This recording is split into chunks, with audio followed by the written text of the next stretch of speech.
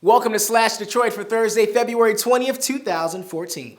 Today's episode is brought to you by the smell of burning thong gently wafting towards us from the fire at the grind.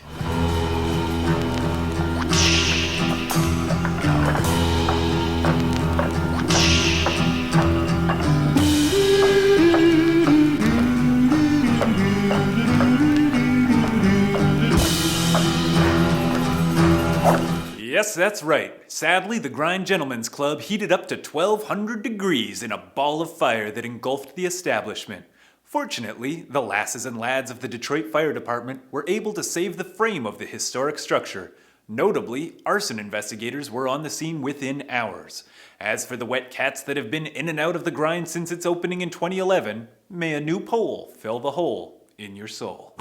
On Tuesday, the City Council voted unanimously to give the Detroit Land Bank the authority to sue the owners of dangerous and blighted buildings.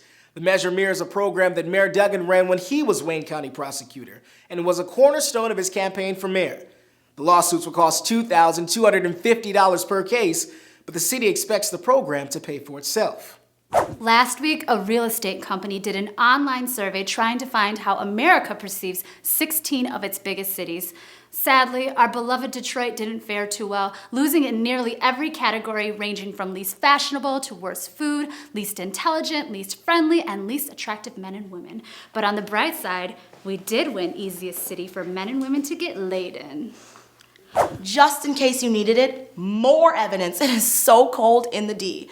The Great Lakes are typically 70% frozen at this time of year. Right now, they're nearing the 95% record, set back in the 70s. Really? I thought my balls were the only things 95% frozen. For the first time in a long time, it looks like John Conyers is finally going to get a little competition for his 13th district House seat. The octogenarian civil rights and political leader has been representing Southeast Michigan since 1965 and hasn't shown any interest in stepping away from the post.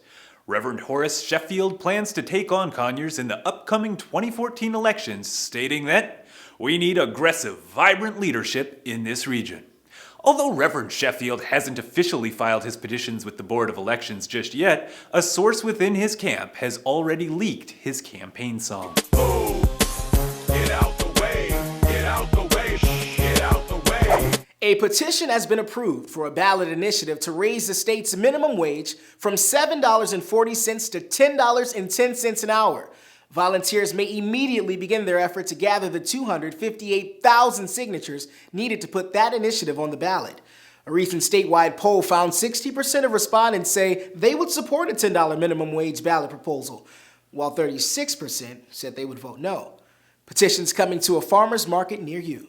For the third and possibly last time, Kevin Orr and the City of Detroit will present a settlement to bankruptcy judge Stephen Rhodes regarding the disastrous debt swap deal. In December, Judge Rhodes rejected a deal between the banks in Detroit that would pay the banks $230 million to wipe the slate clean. In January, he rejected an amended deal for $165 million. Judge Rhodes has stated that if the city sued the banks, they might not owe the banks diddly-piddly.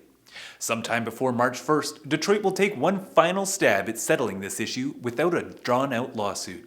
So, is the third time a charm, or will Kevin Orr and the bankers get called looking on strike 3? We'll find out soon enough.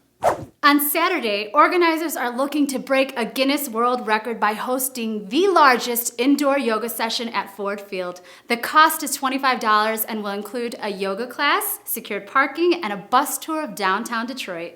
I've got sunshine. Rude. If you want to hear people that can actually sing, this Saturday at 8 o'clock, 15 local bands will cover Detroit music from rock and roll to Motown. Tickets are only $7, and the proceeds will benefit the School of Rock Scholarship Fund.